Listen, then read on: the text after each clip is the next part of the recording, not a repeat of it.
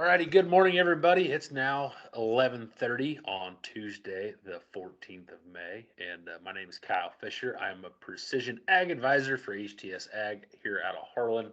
I've been doing this for 5 years, and today we are going to be covering grain management. For those of you that don't know, we are partnered with OPI. That We've been doing that since 2014, if not before that. Or I guess 2014 is when OP Blue came out, but we've been doing this a long, long time with OP. And with that, I will get right into it. So, OPI, for those of you guys that don't know, stands for an ounce of preventative insurance. We put a pile of money into the grain bins every year, so it's extremely important to have some kind of system in there to monitor it. And whether you think you do or not, that's up to you. But from our standpoint, uh, it makes total sense to be able to manage and monitor what you have going on in those bins. So a little bit about OP. Like I said, they are based out of Calgary, Canada. In 1988, they developed the automated monitoring and alarms. In 1996, they moved all that over to a PC base. Some of you likely still have some of those PC-based systems and have had to buy 3 or 4 computers, and we have to update those every year. Nothing new; those systems still work great. We can still work on them, things like that. In 2011, they developed the moisture cable, and then that tied into that PC base at that time. In 2014, OP Blue came out, which is what most of you will be familiar with now, and what we are quoting every one of you at this point.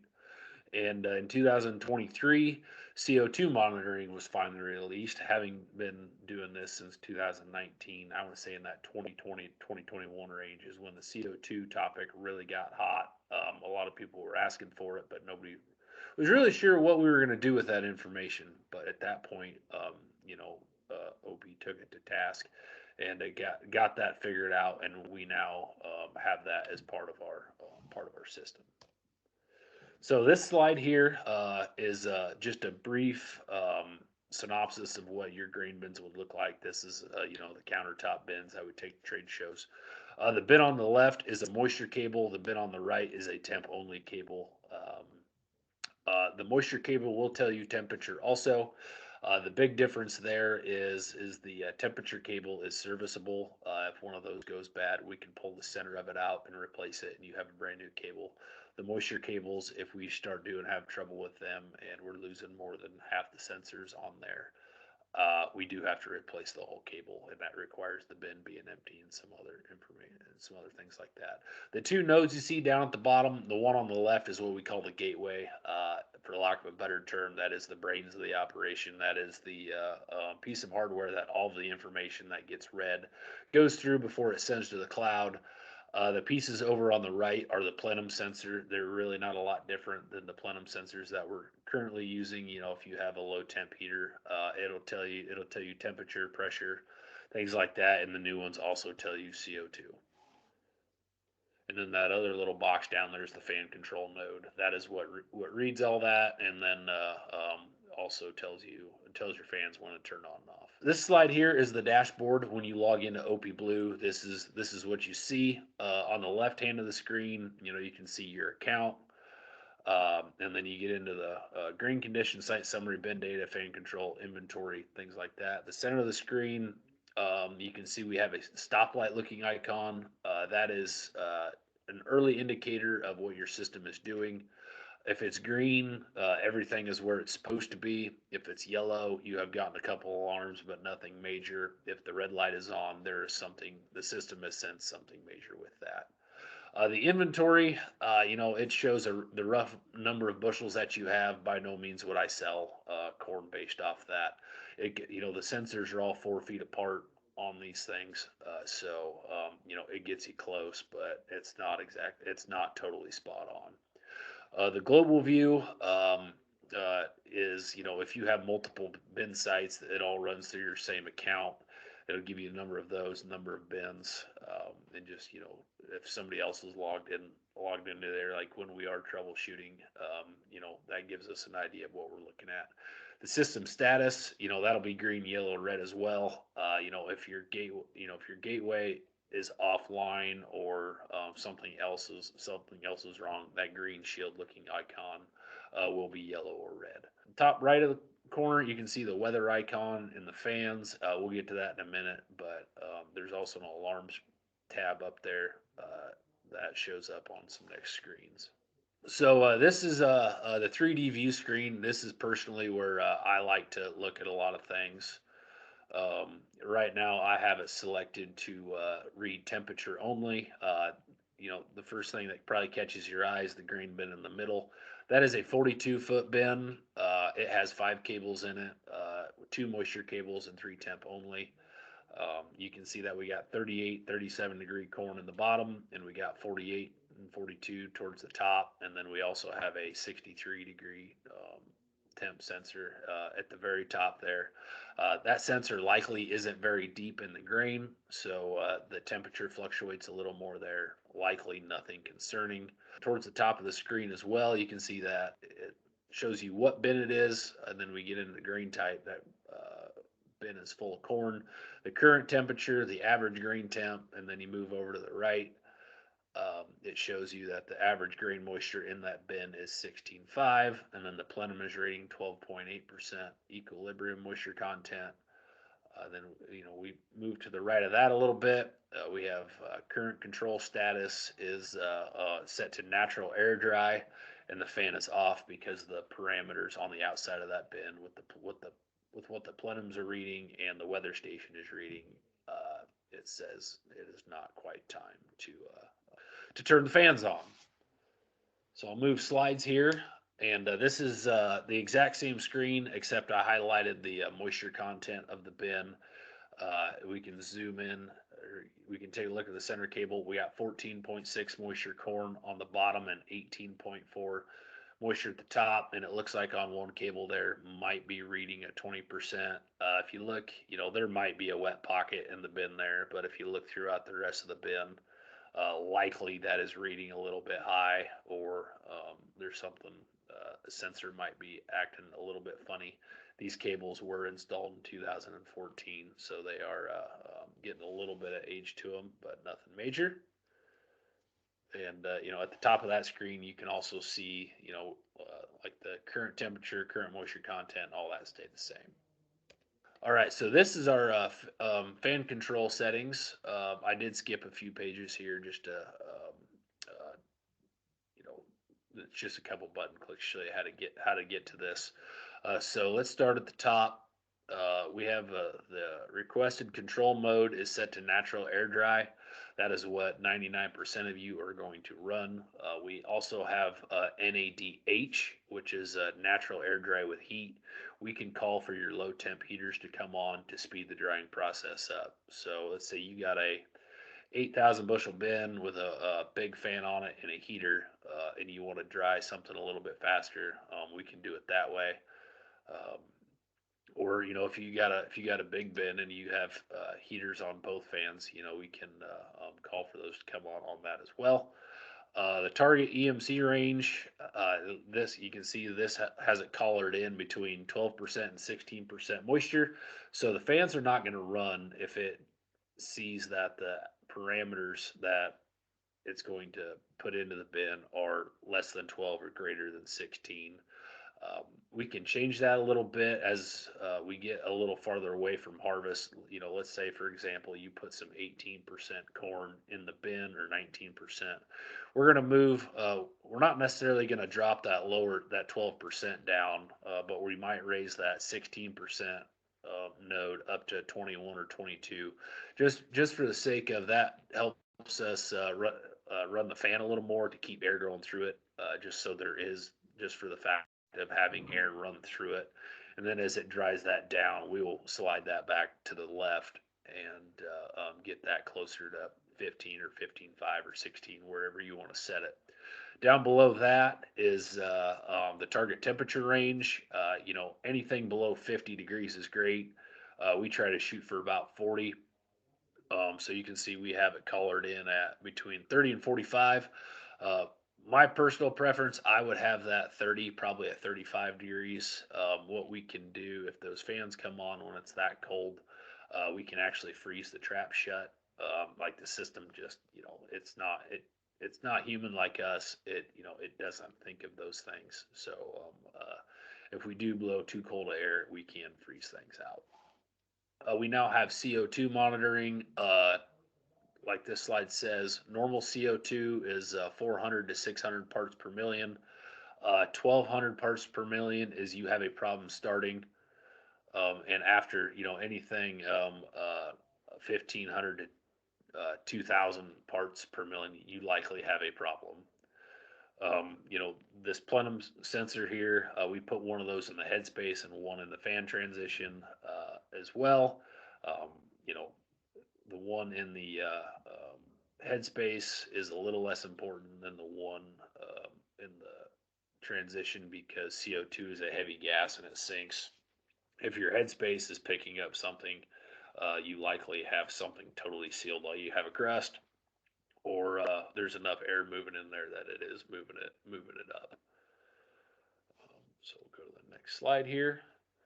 A big question of what we get is taking moisture the other way. So particularly in beans. So if we get combining at 1, 2 o'clock in the afternoon, those beans, or even 10:30, 11 o'clock in the morning on a good day, those beans might be combining at 12.5, 13.5, right where we need them to be.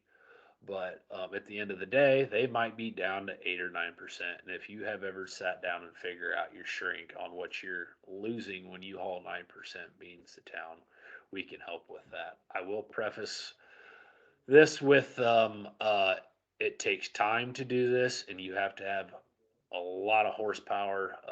You gotta have a lot of CFMs to move through that bin.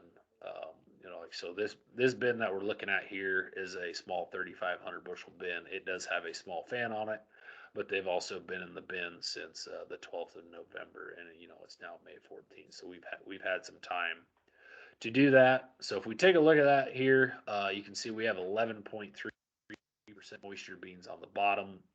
9.5, 9.2 there in the center, and they're below 9 there at the top sensor. So, and without further ado, I'll move this to the next slide that will show you where we have those beans at now. So, as you can see, we got 12.8 down at the bottom, 12.4 in the middle, 11.3 at the top. So we've moved 3 points of moisture uh, into those beans, and at 3%, at 1.1% per point of shrink, you add that to your bushels per acre, and or add that to the number of bushels in the bin, rough figuring, that's a pretty good payday for not a lot of electricity. So as you can see, this is taken at the 8th of May, and I will slide this back, and the 12th of November. So we did spend 6 months to do this, and I personally know that these bins have it's been at this moisture for probably a month. So if you wanted to haul beans out in March or April, we could likely get it there that way as well. Um, but yeah, like I said, hydrating beans has been a hot topic that you guys been asking for, and that's how we do it. It just takes time and fan horsepower. Kind of getting to some numbers on some things. This is a side-by-side trial we did with two 36-foot bins. This corn was dried down to 16.5 through a dryer, and then from there we took our system to take it down to 15%. So the manual controlled one is there on the left. You can see the fan run time was 250 hours. The average grain temp was 26 degrees, and the average moisture was 14.3%. Cost at $150 in run time. Then we get down to at the scale is 14% moisture. Then we get into your labor, and then what that shrink loss was for a total of $1,500. So then we get into the Southwest 36. That was dried to the same 16.5% out of the dryer. The fan run time, we dropped roughly 100 hours off the fans. The average grain temp was 33, and the average grain moisture was 14.9. So we cut $60 off the electrical bill by doing that. Um, and then at the scale, the average moisture was 14 and a half over that. So then between the fan run time, the shrink loss, and then not babysitting the bin and going out and turn fans on and off, we had a plus $647.15 on that. So not huge dollars by any means, but the more bushels you control, the larger those numbers get. So with that, we will entertain any questions that you guys may have.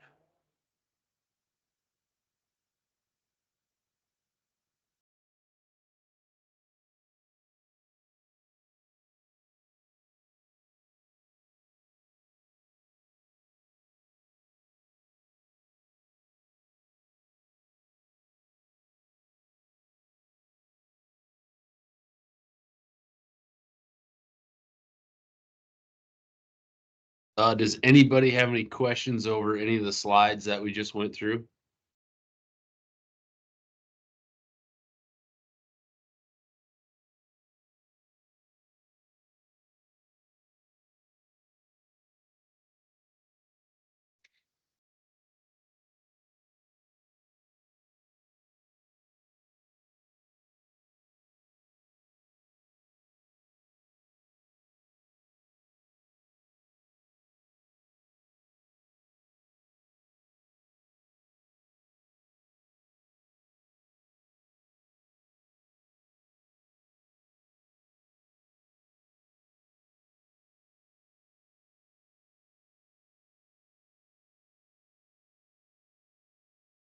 Okay, so can't find where to make the moisture temperature adjustments at on the website. So that was back in the fan control page.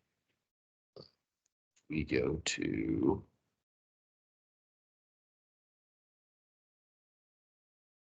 we share the screen here.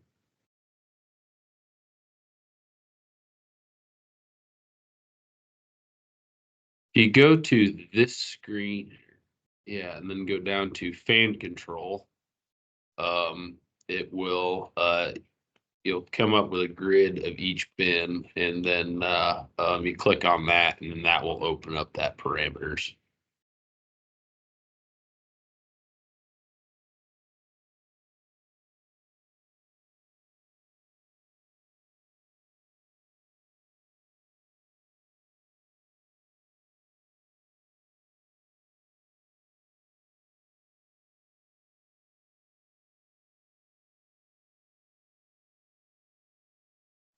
Is there any other questions?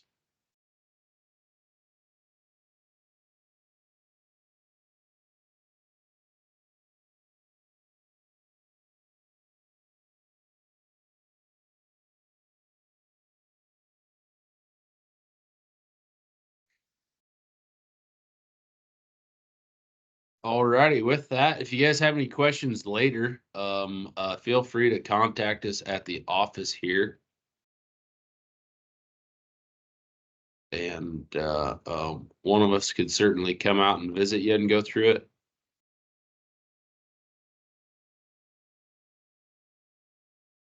Okay, looks like we got that one figured out. But yeah, if anybody else has any other questions or want to know a little bit more about the systems, we can certainly get you some one-on-one training, or come out and take a look at what you got going on with your own system. But yeah, should be good to go.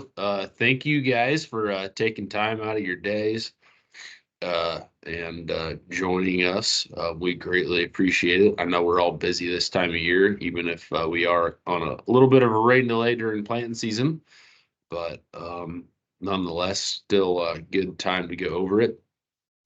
We do have some empty bin promos going on right now. So if that interests any of you, yeah, look us up.